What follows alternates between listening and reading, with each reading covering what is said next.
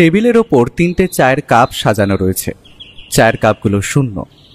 চায়ের কাপের তলায় ভালো করে দেখলে হয়তো একটু তলানিতে চা পড়ে থাকতে পারে। তবে মোট কথা হলো আমাদের চা খাওয়া শেষ হয়ে গিয়েছে। আমরা বলতে আমি, ব্যোমকেশ আর আমাদের সামনে বসে থাকা এক ভদ্রলোক। ভদ্রলোকের নাম সুরেন্দ্রনাথ চক্রবর্তী।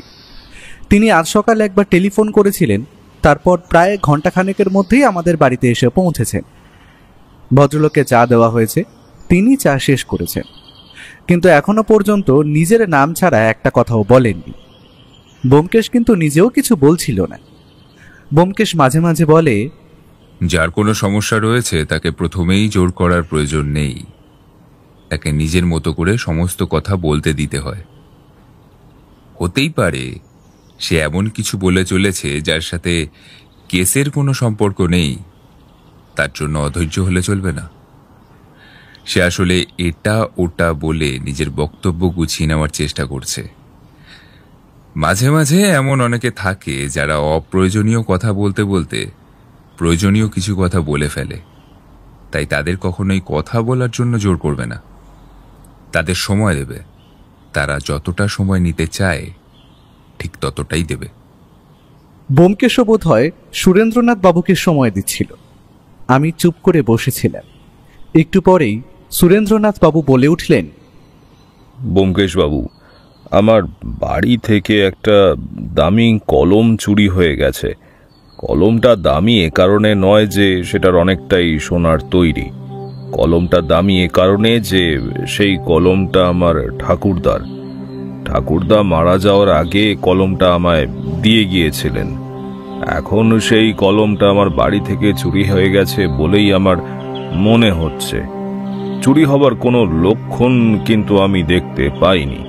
হঠাৎ করেই মাত্র 2 দিন আগেই দেখলাম আমার বাড়ির পেনদানিতে কলমটা নেই। আমি আসলে খবরের কাগজের অফিসে কাজ করতাম।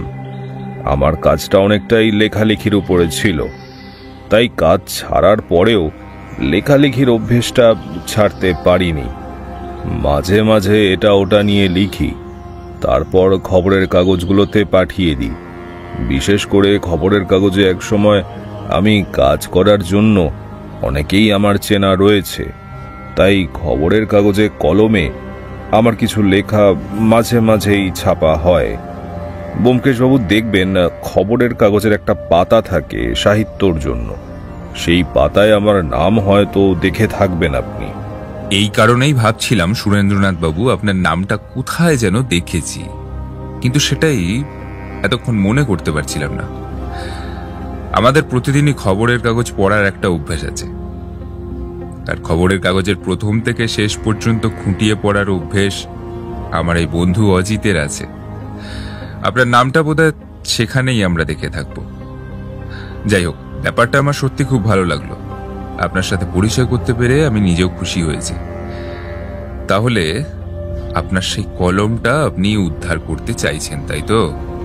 বুঝতেই পারছেন, পারিবারিক সম্পত্তি হিসেবে সেই কলমটার সাথে আমার কতটা আবেগ জড়িয়ে আছে। আমার বাবা কলমটা নিজের কাছে রাখতে ভালোবাসতেন, যদিও ঠাকুরদা কলমটা আমাকেই দিয়ে গিয়েছিলেন। আমি তখন অনেক ছোট, তখন আমার ঠাকুরদা মারা যায়। বাবা আমায় কলমটা প্রথমে দিতেন না, মনে করতেন আমি হারিয়ে ফেলব। একটু বড় হতে যখন বুঝতে পারলেন যে না, হারানোর মতো বয়স আমার আর নেই, তখন কলমটা আমায় দিয়েছিলেন। বাবা মারা গেছেন প্রায় 20 বছর আগে ব্যোমকেশবাবু। আমার বাড়িতে আমি, আমার স্ত্রী, আমার ছেলে এবং একটি কাজের লোক থাকে। তবে এদের মধ্যেই কেউ যে কলমটা নিয়েছে সে ব্যাপারে আমি নিশ্চিত। কলম নিতে তো আর বাইরে থেকে কেউ আসবে না, কিন্তু সরাসরি কাউকে তো আর চোর বলে প্রমাণ করতে পারি না।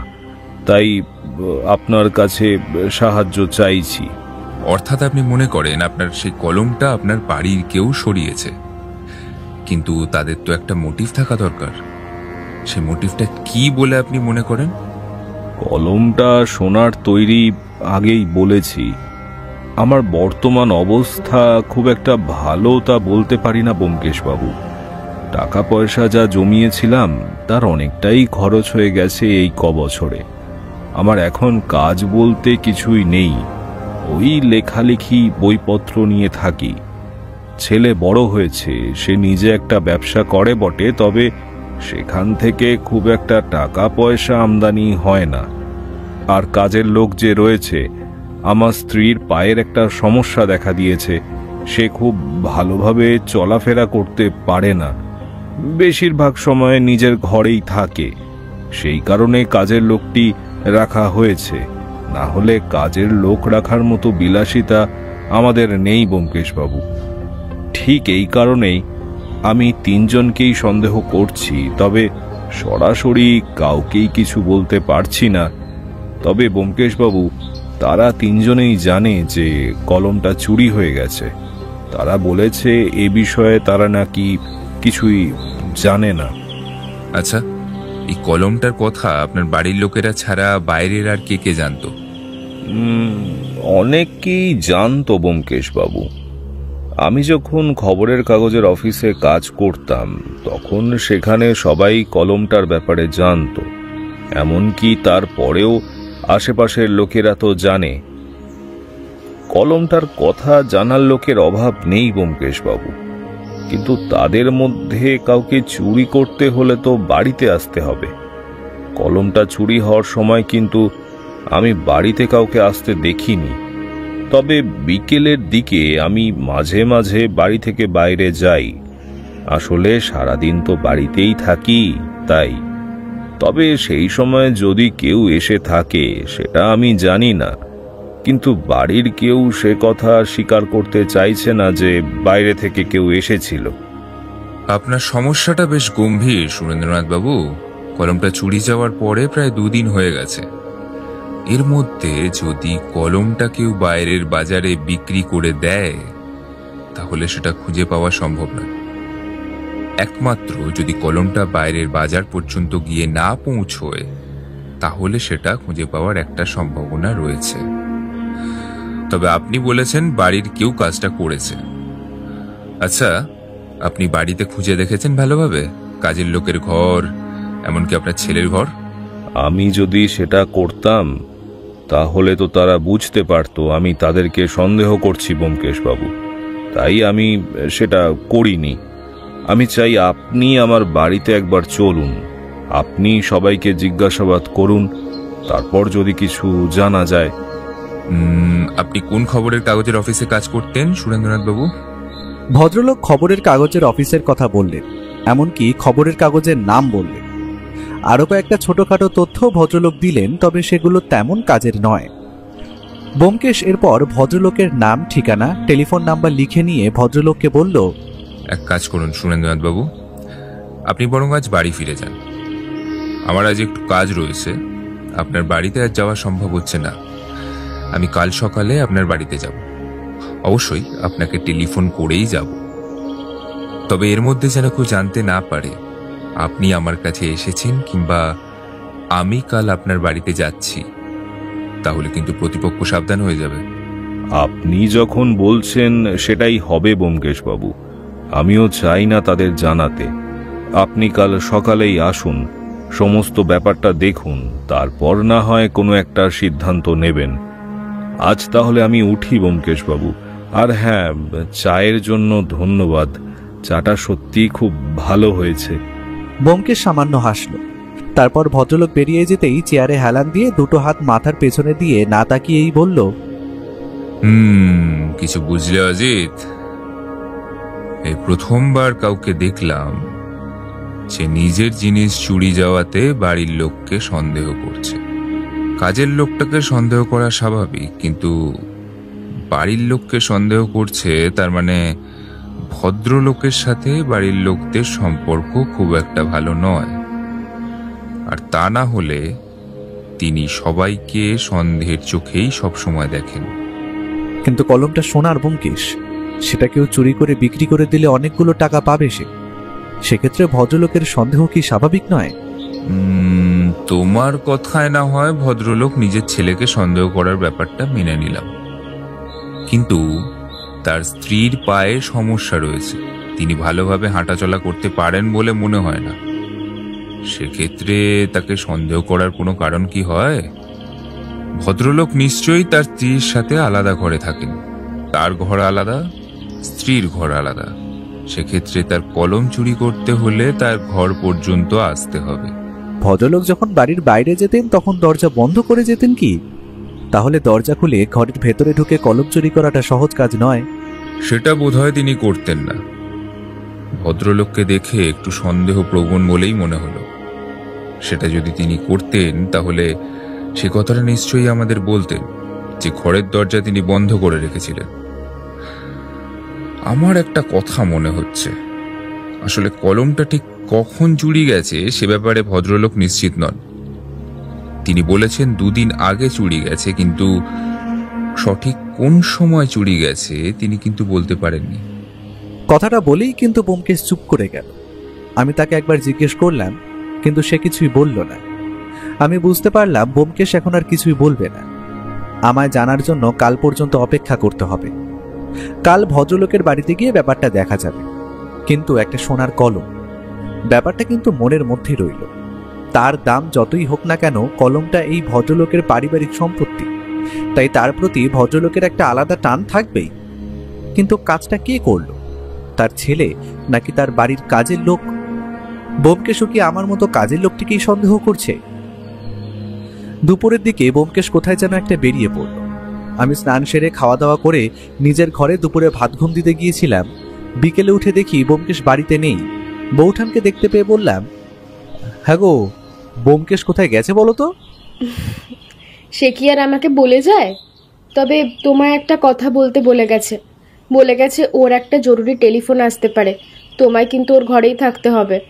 টেলিফোন এলে তুমি ধরবে, আর যদি দাসবাবু টেলিফোন করেন তাহলে কি কথা বলেছেন সেটা ও এলে ওকে জানাতে বলেছে।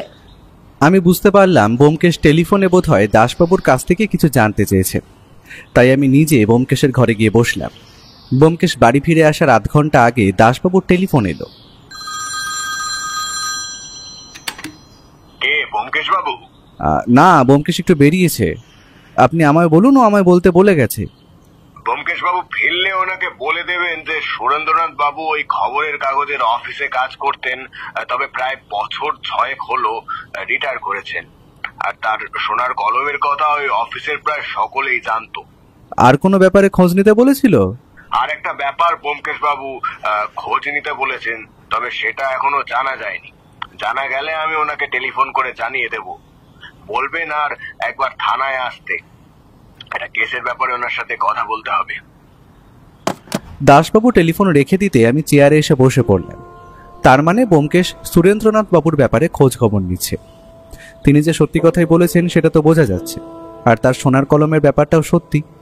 তাহলে ব্যোমকেশ হঠাৎ করে কোন বিষয় নিয়ে খটকা প্রকাশ করলো? যদিও সে প্রকাশ করেনি, মনে মনে ভেবেছে, কিন্তু তার কোনো কারণ আমি খুঁজে পেলাম না। গোটা ব্যাপারটাই তো অতি সাধারণ। সুরেন্দ্রনাথ বাবুর সোনার কলম চুরি হয়ে গেছে, আর ভদ্রলোক মনে করছেন তার বাড়ির কেউ কলমটা চুরি করেছে। ব্যাপারটা অতি স্বাভাবিক, কারণ বাড়ির বাইরে থেকে কেউ ঘরে গিয়ে কলমটা যদি চুরি করে তাহলে তাকে অন্তত বাড়ির কেউ না কেউ দেখবে। আর এমনটা তো হতেই পারে ভদ্রলোক কলমটার দিকে ঠিকভাবে খেয়াল করেননি।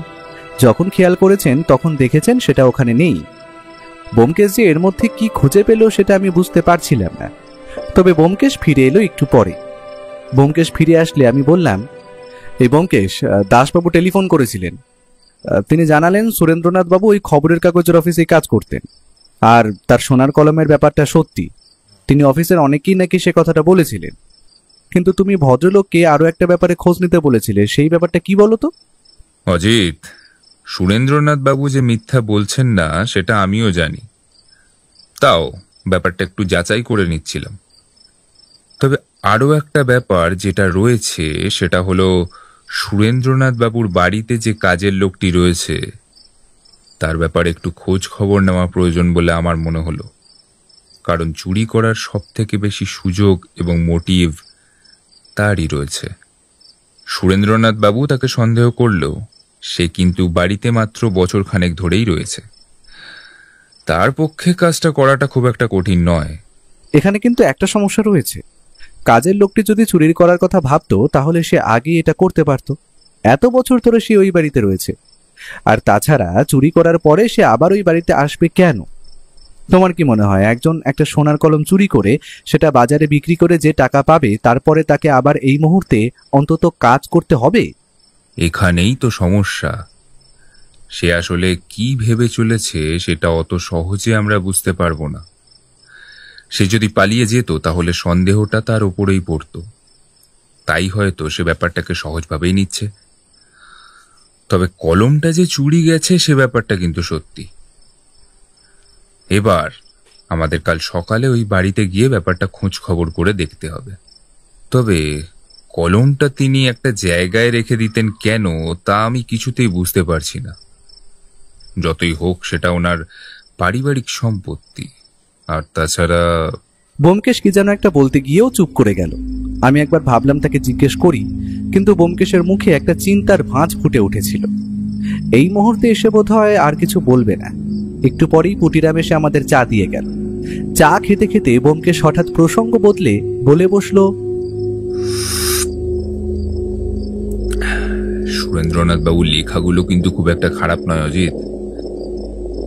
আমি দেখেছি, তবে ভদ্রলোক নির্দিষ্ট সময়ের আগেই কিন্তু কাজ থেকে অবসর নিয়েছেন। তার পিছনে কোনো একটা কারণ থাকা দরকার, সেটাও কিন্তু আমাদের জানতে হবে। আর অনেকগুলো ব্যাপারে খোঁজ নিতে হবে, বুঝলে অজিত? আমি বুঝতে পারছিলাম কেসের ব্যাপারে ব্যোমকেশ যেভাবে ভেবে চলেছে আর ডালপালা বিস্তার করে চলেছে তা অনুধাবন করা আমার কর্ম নয়। তাই আমি কালকের জন্য অপেক্ষা করতে লাগলাম। কাল অন্তত সুরেন্দ্রনাথ বাবুর বাড়িতে গিয়ে কিছু একটা জানতে পারা যাবে।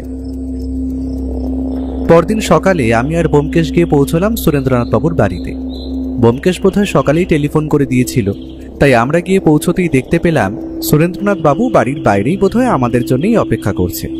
ব্যাপারটা কেমন যেন মনে হলো। তবে সুরেন্দ্রনাথ বাবু আমাদের দেখে এগিয়ে এসে যখন বললেন, ব্যোমকেশ বাবু বাড়ি থেকে কিন্তু জানে না আসলে আপনি ঠিক কি করতে আসছেন। ব্যাপারটা মাথায় রাখবেন। আমি বলেছি আমার একজন চেনা ভদ্রলোক একবার আমার বাড়িতে আসবেন। এটাও বলেছি যে আপনাকে আমি সোনার কলমটা দেখাবো বলেছিলাম, কিন্তু আপনাকে চুরির ব্যাপারটা বলা হয়নি। আপনি বাড়িতে এলে তারপর বলবো, মনে রাখবেন কিন্তু। সুরেন্দ্রনাথ বাবুর বাড়িটা বলার মতো তেমন কিছুই নেই। একতলা একটা বাড়ি, পাশাপাশি 3টে ঘর, তার সামনে ছোট বারান্দা। একপাশে বোধহয় রান্নাঘর, পেছনের দিকে বাথরুম, সামনে খানিকটা জায়গা রয়েছে। গোটা বাড়িটা পাঁচিল দিয়ে ঘেরা। তবে গোটা বাড়িটায় একটা প্রাচীনতার ছাপ রয়েছে। বাড়িটা আজ থেকে 50-60 বছর আগে কম করে তৈরি করা হয়েছে। আমরা বাড়িতে ঢুকতেই প্রথমেই কাজের লোকটির সঙ্গে দেখা হলো।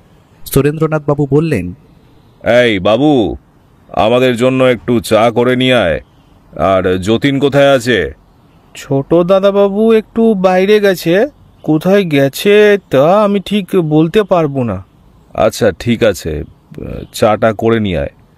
আর তোর দিদিমণিকে একবার বল যদি আসতে পারে। আমরা একটা ঘরে বসলাম। সেই ঘরটাই বোধহয় সুরেন্দ্রনাথ বাবুর ঘর।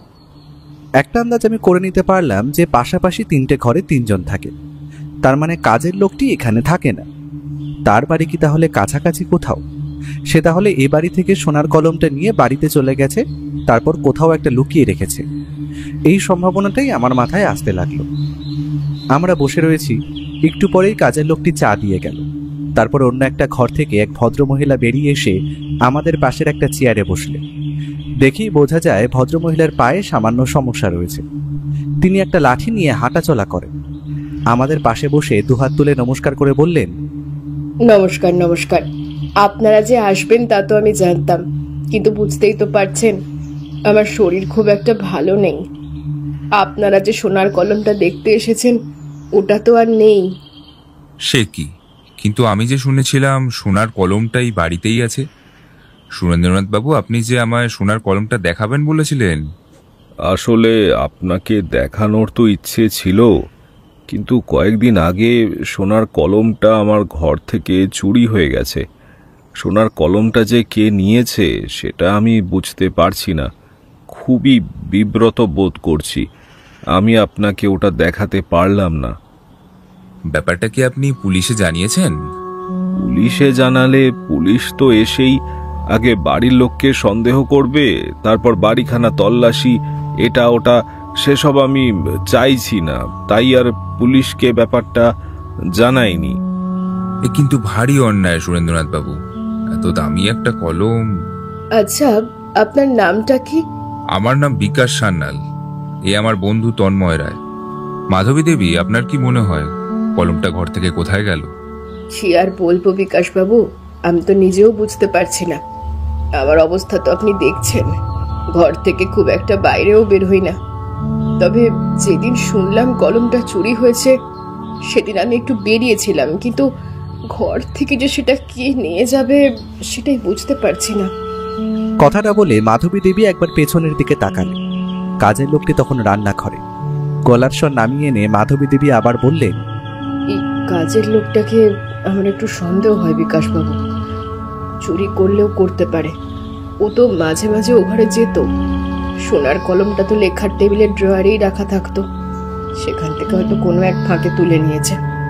সেটা তো হতেই পারে, তবে সোনার কলমটা যদিও চুরি করে থাকে তাহলে আবার এই বাড়িতে কাজ করতে এলো কি করে? ও কি ভেবেছে ওকে কেউ সন্দেহ করবে না? হয়তো তাই ভেবেছে। আর সোনার কলমটা খুঁজে না পাওয়া গেলে তো ওকে আর দোষী সাব্যস্ত করা যাবে না। ও হয়তো সেটা কোথাও লুকিয়ে রেখেছে বা বিক্রি করে দিয়েছে, এখন তো সেটা আর পাওয়াই যাবে না। আপনার ছেলে এখনো ফিরলো না? যতদূর শুনলাম ওর নাম যতীন, সে কোথায় গেছে? দোকানে গেছে বোধহয়, ওর একটা ব্যবসা রয়েছে। তবে আজ তো দোকান বন্ধ থাকার কথা, কোনো একটা কাজেই হয়তো বেরিয়েছে, চলে আসবে। আপনার কি ওর সাথে কোনো দরকার আছে বিকাশ বাবু? ব্যোমকেশ সামান্য হাসল, তারপর বলল, না না, তেমন কোনো ব্যাপার না, আমি এমনিই বললাম। আচ্ছা সুরেন্দ্রনাথ বাবু, তাহলে সোনার কলমটা যখন দেখা হলো না, তাহলে লেখার টেবিলটা একবার দেখি। কোথায় বসে আপনি এত ভালো ভালো লেখা লেখেন? আমরা তিনজন সুরেন্দ্রনাথ বাবুর ঘরে গিয়ে ঢুকলাম। মাধবী দেবী উঠে তার ঘরের দিকে চলে গেলেন। ঘরে ঢুকে সুরেন্দ্রনাথ বাবু বললেন, এই যে এই টেবিলেই সোনার কলমটা থাকতো ব্যোমকেশ বাবু। এই টেবিলের ড্রয়ারের মধ্যে আমি রাখতাম, যখন কাজ করতাম তখন বাইরেই থাকতো। কিন্তু আমার মনে আছে, আমি সেদিন বিকেলে যাওয়ার আগে কলমটা ড্রয়ারের মধ্যে রেখেছি, তারপর ঘরের দরজা বাইরে থেকে বন্ধ করে দিয়ে বাইরে গিয়েছি। এক মিনিট সুরেন্দ্রনাথ বাবু, সেদিন আপনি ঘরের দরজা বাইরে থেকে বন্ধ করে দিয়েছিলেন, মানে কি তালা দিয়েছিলেন নাকি শুধু ছিটকিনি দিয়েছিলেন? শুধু ছিটকিনি দিয়েছিলাম। তখন কি আর জানতাম এত বড় বিপদ ঘটে যাবে? সেটা জানলে তো তালা দিয়েই যেতাম। নিজের ঘরের লোকেদের কাছ থেকে ঘরের জিনিস লুকিয়ে রাখতে হলে সে বাড়িতে কি আর থাকা যায় ব্যোমকেশ বাবু? তারপর কখন দেখলেন যে ওই কলমটা সেখানে নেই? সেদিন বাড়ি ফিরে ঘরে ঢুকেছি, এমন সময় আমার ছেলে এলো। ওর ব্যবসায় কি একটা সমস্যা চলছে, বেশ কিছুদিন ধরেই চলছিল, ব্যবসাপত্র ভালো যাচ্ছে না। ওর মন মেজাজ এমনিতেই ভালো ছিল না। তা আমার সাথে ব্যবসা নিয়ে বেশ কিছুক্ষণ কথাবার্তা হলো। তারপর ও চলে যেতেই আমরা রাতের খাবার খেয়ে দিয়ে শুয়ে পড়লাম। তখন আর কলমটার কথা মনে নেই। পরদিন সকালে লেখার টেবিলে বসেছি, কলমটা খুঁজতে গিয়ে দেখি সেটা নেই। আমি ভাবলাম মনের ভুলে হয়তো অন্য কোথাও রেখেছি, তাই গোটা ঘর খুঁজে দেখলাম ব্যোমকেশ বাবু, কিন্তু কোথাও নেই। তারপরে আমার মনে হলো কলমটা হয়তো চুরি হয়ে গেছে। সেই সময় এই বাড়িতে আপনার স্ত্রী, আপনার ছেলে, ওই কাজের লোক সবাই ছিল? হ্যাঁ ব্যোমকেশ বাবু, সবাই ছিল। আর কলমটা যদি বিকেল থেকে রাতের মধ্যে চুরি হয়ে থাকে, তাহলে সে সময় এ বাড়িতে বাইরের কেউ আসেনি। তাহলে এই তিনজনের মধ্যে কেউ একটা নিয়েছে। আমার স্ত্রী বারবার ওই কলমটা বিক্রি করে দিয়ে সেই টাকাটা ছেলের ব্যবসার কাজে লাগাতে বলেছিলেন, এমনকি আমার ছেলেও সেটাই বলেছিল। ব্যোমকেশ বেশ কিছুক্ষণ কি যেন ভাবল, তারপর বলল, আপনার ছেলের ঘরটা কি একবার ভালোভাবে দেখা যায় সুরেন্দ্রনাথ বাবু?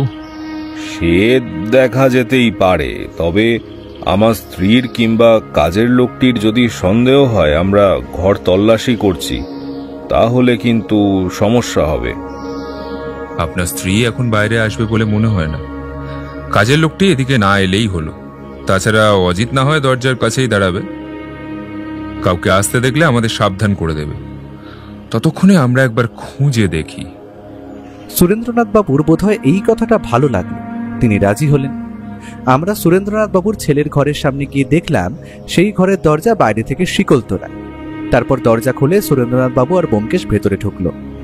আমি দরজা দিয়ে ভেতরে ঢুকে দরজার কাছেই দাঁড়িয়ে রইলাম, কিন্তু বেশ কিছুক্ষণ খোঁজার পরেও কিছুই পাওয়া গেল না। কাজের লোকটি কিন্তু একবারও আমাদের ঘরের দিকে এলো না। বেশ কিছুক্ষণ খোঁজার পরে ব্যোমকেশ বলল, এখানে তো কিছুই পাওয়া গেল না সুরেন্দ্রনাথ বাবু। আমার মনে হয় কলমটা যদি আপনার ছেলে নিয়ে থাকে তাহলে সেটা এখানে নেই। তাহলে সেটা কোথায় থাকতে পারে বলে আপনার মনে হয়? ব্যোমকেশ কিছুই বলল না, চুপ করে কি যেন চিন্তা করতে লাগলো বারবার। ঘরের মধ্যে এদিক ওদিক তাকিয়ে দেখলো, তারপর এক সময় বলল, আমার মনে হচ্ছে এভাবে কিছুই পাওয়া যাবে না। বেশ, আজকের মতো আমরা এখান থেকে চলে যাচ্ছি। আপনি একটা কাজ করুন, যদি সম্ভব হয় আপনার ছেলের সাথে একবার কথা বলুন, আর তার সাথে আমারও একবার কথা বলা দরকার, যদি সে চলে আসে। ব্যোমকেশের কথা শেষ হওয়ার আগেই বাইরে থেকে একটা গলার স্বর শোনা গেল। বোধহয় সুরেন্দ্রনাথ বাবুর ছেলে এসেছে। সেটা শুনে আমরা তাড়াতাড়ি ঘরের দরজা বন্ধ করে বাইরে চলে এলাম, কিন্তু ততক্ষণে যতীন দরজার সামনে এসে পড়েছে। সে একটু অবাক হয়ে আমাদের দিকে তাকিয়ে রইল। তাই দেখে সুরেন্দ্রনাথ বাবু বললেন, তোর ঘরটা একটু বিকাশবাবুকে দেখাচ্ছিলাম। ওনার নাম বিকাশ, একসময় উনি আমার সাথে কাজ করতেন। উনি আমার সেই সোনার কলমটা দেখতে এসেছিলেন, বুঝলি, কিন্তু সেটা তো আর নেই, সেটা তো চুরি হয়ে গেছে। যতীন কেমন যেন একটা চোখে ব্যোমকেশের দিকে বেশ কিছুক্ষণ তাকিয়ে রইল, তারপর বলল, আপনার নাম বিকাশ সান্যাল? হ্যাঁ যতীন, আমার নাম বিকাশ সান্যাল। তোমার ঘরটা আমি ঘুরে দেখছিলাম, বেশ ভালোই লাগলো। তবে সোনার কলমটা দেখতে পেলে আরো একটু ভালো লাগতো, তবে সেটা এখন সম্ভব হলো না। যতীন একটু অবাক হয়ে ব্যোমকেশের দিকে তাকিয়ে রইল, তারপর বলল, আপনি ঠিক কি বলতে চাইছেন বলুন তো বিকাশ বাবু? তুমি ঠিকই বলেছিলে যতীন, অত দামি একটা কলম শুধু শুধু বাড়িতে রাখাটা অপ্রয়োজনীয়। সেটা বিক্রি করে যদি টাকাটা কোনো কাজে লাগানো যেত, কিংবা তোমার ব্যবসার কাজেই লাগানো যেত, তাহলে বোধহয় ভালো হতো। এখন তো মাঝখান থেকে শুধু শুধু কলমটা চুরি হয়ে গেল, কোনোই কাজে লাগলো না, তাই না? যতীন বোধহয় এবার একটু স্বাভাবিক হয়ে এসেছিল। আমরা হাঁটতে হাঁটতে সুরেন্দ্রনাথ বাবুর ঘরের দিকে গেলাম। আমাদের সাথেই এলো যতীন। একসময় যতীন বিছানার একপাশে দাঁড়িয়ে বলল, আমি বাবাকে অনেকবার বলেছিলাম বিকাশ বাবু যে কলমটা আমায় দিয়ে দিতে। কলমটা বিক্রি করে আমি টাকাটা ব্যবসার কাজেই লাগাই। এই মুহূর্তে ব্যবসায় বেশ কিছুটা টাকা লাগাতে না পারলে ব্যবসাটা আমার বাঁচানো যাবে না। বাবাকে আমার কথা কিছুতেই শুনলেন না। ব্যোমকেশ হঠাৎ করে বলে উঠল, সুরেন্দ্রনাথ বাবু, এটা কিন্তু আপনার ঠিক কাজ নয়। আপনি আপনার ছেলের কথাটা শুনতে পারতেন। তা যা হয়ে গেছে এখন তো আর সেটা নিয়ে ভেবে লাভ নেই। দেখুন আপনার ছেলের ব্যবসাটাকে বাঁচানো যায় কিনা। আপনি তো অনেকদিন হলো রিটায়ার করেছেন। আপনার ছেলের ব্যবসাটা না বাঁচলে কিন্তু ভবিষ্যতে আপনাদের সমস্যা হবে, সেদিকটা একটু দেখবেন। আমি এখন চলি, বুঝলেন, আবার পরে অন্য কোনো সময় আসবো। সোনার কলমটা দেখতে পেলাম না, সে আক্ষেপটা কিন্তু থেকেই যাবে। তুমি অন্তত সোনার কলমটা সামলে রাখতে পারতে। বাজারে ওটার দাম বেশ হলেও ওটা কিন্তু তোমাদের পারিবারিক সম্পত্তি, সেটা তোমার মাথায় রাখা দরকার ছিল। ওটা কিছুতেই বেহাত হতে তুমি অন্তত দিতে পারো না। ব্যোমকেশের শেষের কথাগুলো শুনে যতীন কেমন যেন চমকে উঠল। ব্যোমকেশের দিকে একভাবে তাকিয়ে রইল। আমি আর ব্যোমকেশ সুরেন্দ্রনাথ বাবুর কাছ থেকে বিদায় নিয়ে চলে এলাম। সুরেন্দ্রনাথ বাবু আমাদের ছাড়তে বাড়ির বাইরে পর্যন্ত এলেন। শেষ মুহূর্তে সুরেন্দ্রনাথ বাবু বললেন, ব্যোমকেশ বাবু, আপনি তো মনে হয় কিছুই বুঝতে পারলেন না, কিন্তু আমার সোনার কলমটা কে নিয়েছে সেটা কি আপনি বুঝতে পারলেন? আর একটু সময় লাগবে সুরেন্দ্রনাথ বাবু, তবে আমার মনে হচ্ছে আপনার ধারণাই সঠিক। আপনার বাড়ির কেউই কলমটা নিয়েছে, তবে আপনার স্ত্রী এই কাজটি করতে পারে বলে আমার মনে হয় না। বাকি রইল আপনার ছেলে আর আপনার বাড়ির কাজের লোকটি। কাজের লোকটিকে খুব একটা সুবিধার বলে আমার নিজেরও মনে হলো না, তবে এই মুহূর্তে আমি কিছুই বলতে চাইছি না। আমায় অন্তত আর 2 দিন সময় দিন, তারপর আমি জানাচ্ছি।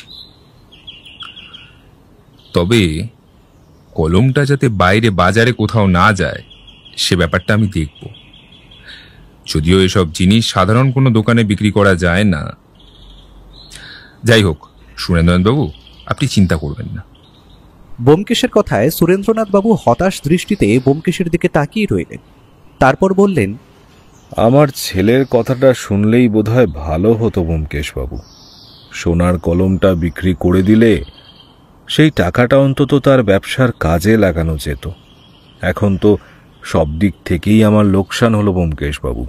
কলমটাও গেল, আর তাছাড়া ছেলের ব্যবসাটাও ঢুকতে বসেছে। কি করব কিছুই আমি বুঝতে পারছি না ব্যোমকেশবাবু। আপনি কিছু একটা করুন। ব্যোমকেশ আর কিছু বলল না। পথে ফিরতে ফিরতে ব্যোমকেশকে দেখলাম খুব মন দিয়ে কিছু একটা চিন্তা করছে। তাই দেখে আমি বললাম, কি ভাবছো বলো তো তুমি? আমার কেমন যেন মনে হচ্ছে ওই সোনার কলমটা এখনো সুরেন্দ্রনাথ বাবুর বাড়িতেই আছে। ব্যোমকেশের কথায় আমি চমকে উঠলাম। বললাম, কিন্তু সুরেন্দ্রনাথ বাবুর ঘর তিনি নিজে খুঁজে দেখেছেন, আর তার ছেলের ঘর তোমরা দুজন মিলে খুঁজে দেখেছো। তারপরে তার ঘরে কিংবা ওই বাড়িতে কলমটা থাকে কি করে?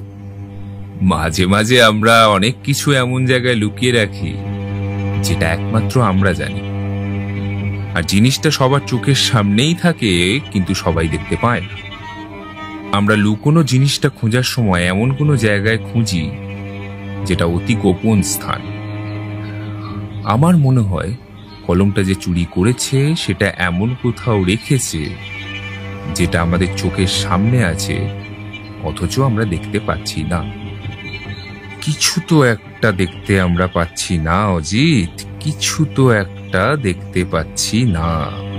তুমি কি সুরেন্দ্রনাথ বাবুর ছেলেকে সন্দেহ করছো?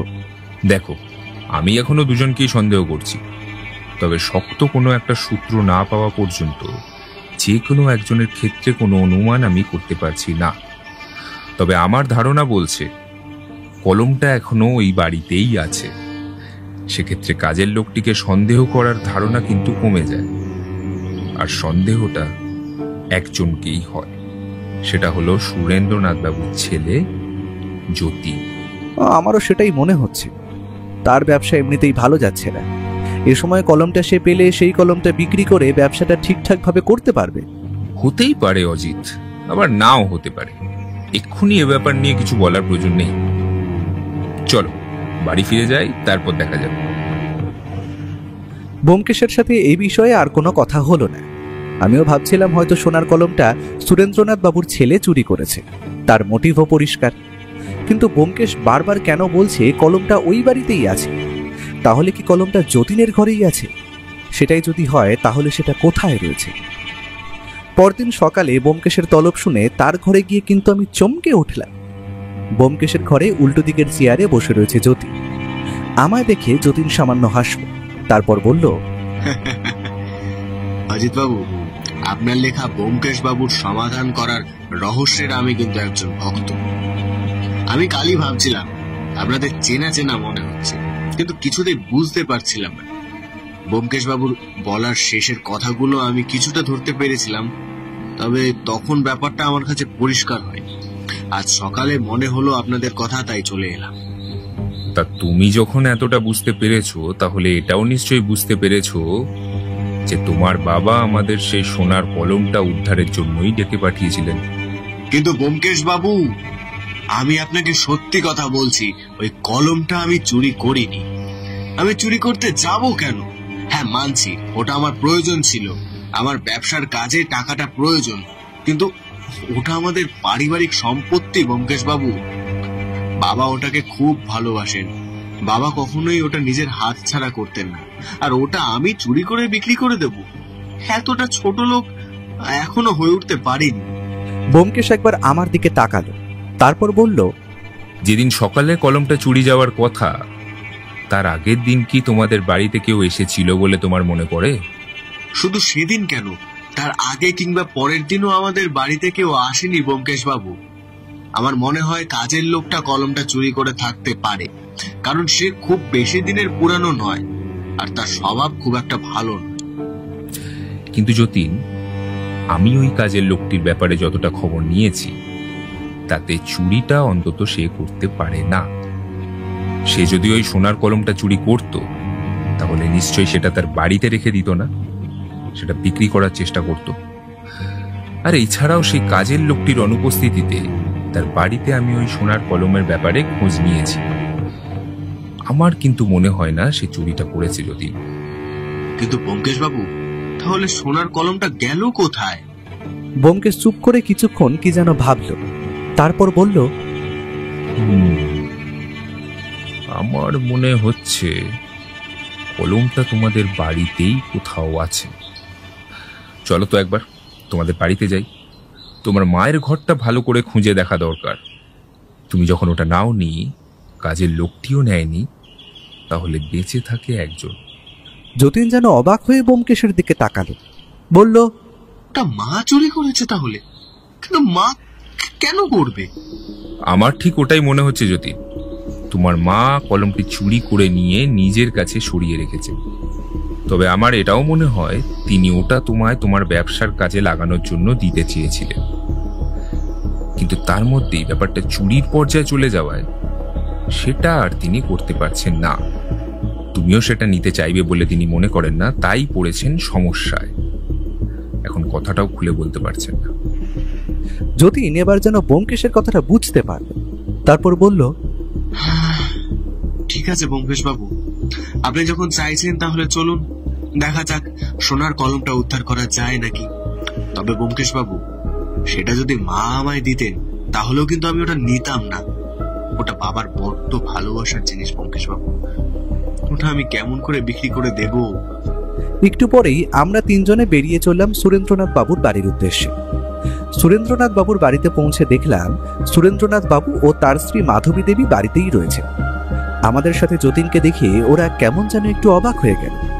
সুরেন্দ্রনাথ বাবু এগিয়ে এসে বললেন, এ কি যতীন, তুমি ব্যোমকেশ বা মানে বিকাশ বাবুর সাথে কি করছো?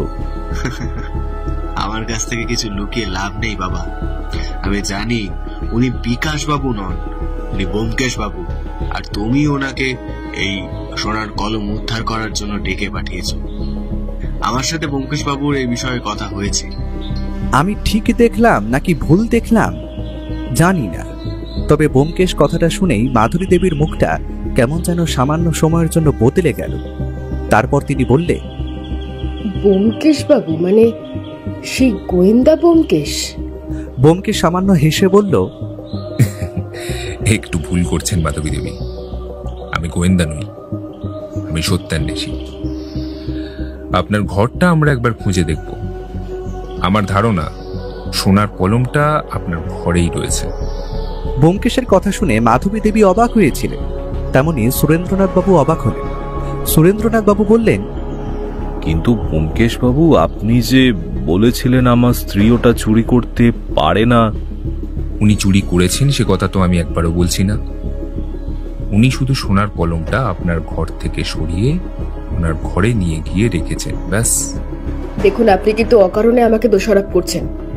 ব্যোমকেশ বাবু, আপনি আসুন আমার ঘরে, দেখুন আমার ঘরে ওই কলমটা আছে নাকি। আমরা সবাই মাধবী দেবীর ঘরে গিয়ে ঢুকলাম। মাধবী দেবীর বিছানার একপাশে বসে রইল ব্যোমকেশ। যতীন সুরেন্দ্রনাথ বাবুর ঘরের মধ্যে এদিক ওদিক খুঁজতে লাগলো, কিন্তু বেশ কিছুক্ষণ খোঁজার পরেও কিন্তু কোনো কিছুই পাওয়া গেল না। একসময় মাধবী দেবী বললেন, আমার তো মনে হয় ওই কলমটা কাজের লোকটাই চুরি করেছে। কাজের লোকটি দাঁড়িয়েছিল। এই কথাটা শুনে একটু যেন অবাক হয়ে নিজের সপক্ষে কিছু বলার চেষ্টা করলো, কিন্তু তার আগেই ব্যোমকেশ বলল, কাজের লোকটি চুরি করেনি। তার স্বভাব কেমন বা তার অন্য কোনো দোষ আছে কিনা সে ব্যাপারে আমি জানি না, তবে চুরিটা সে করেনি। এই কথাটা শুনে কাজের লোকের মুখে সামান্য হাসি ফুটল, সে যেন স্বস্তি পেল। এতদিন ধরে এই ব্যাপারটা সে বুঝতে পারছিল তাকে সবাই সন্দেহ করছে। এখন ব্যোমকেশের মুখে এমন একটা কথা শুনে সে বোধহয় নিজেকে নির্দোষ প্রমাণ করতে পেরে খানিকটা শান্তি পেল। তবে সোনার কলমটা কিন্তু কোথাও পাওয়া যাচ্ছিল না। আমি এদিক ওদিক তাকাচ্ছিলাম। ঘরের দেওয়ালে একটা ঘড়ি ঝোলানো ছিল।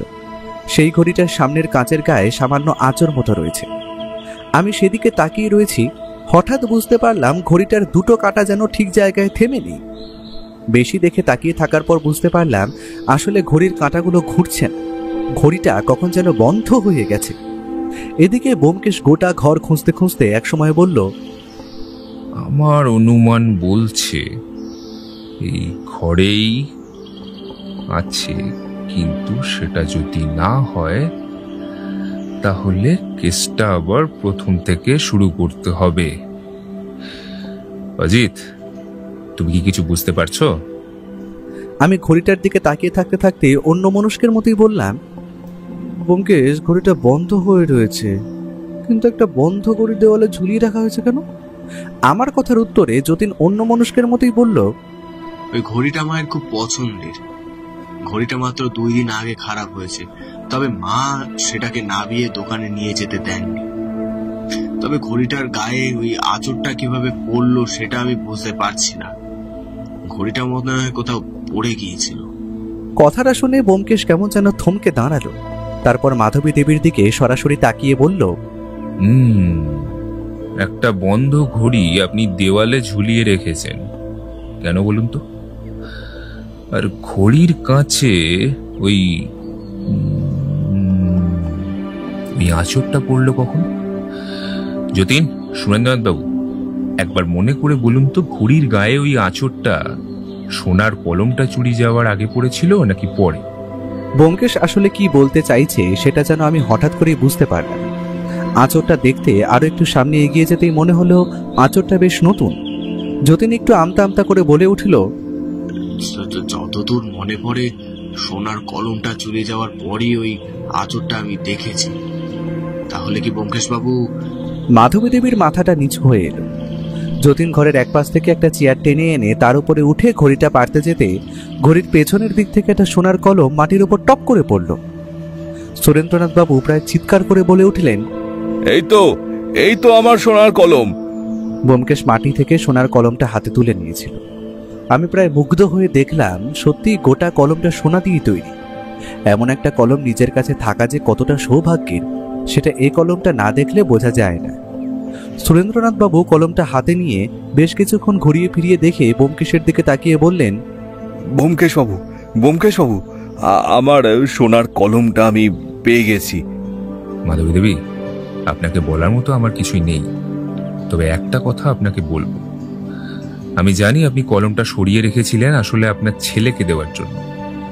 আপনার ছেলের ব্যবসায় কিছুটা টাকার প্রয়োজন ছিল, তবে আপনি আপনার স্বামীর সাথে কথা বলে নিলেই পারতেন, এটা না করলেও হতো। আমার মনে হয় না আপনি কলমটা আপনার ছেলেকে দিলেও সে এই কলমটা বিক্রি করতে চাইত। সে নিজে কখনো চাইতো না তার পারিবারিক সম্পত্তি বাইরে চলে যাক। এবার গোটা ব্যাপারটাই আপনাদের পারিবারিক ব্যাপার, আপনারা যেভাবে চাইবেন সমাধান করবেন। আমার কাজ শেষ, আমি এখন চলি। চলো অজিত। আমরা বেরিয়ে আসছিলাম, এমন সময় মাধবী দেবী বললেন, ছেলেটা অনেক কষ্ট করে ব্যবসাটা দাঁড় করিয়েছে ব্যোমকেশ বাবু।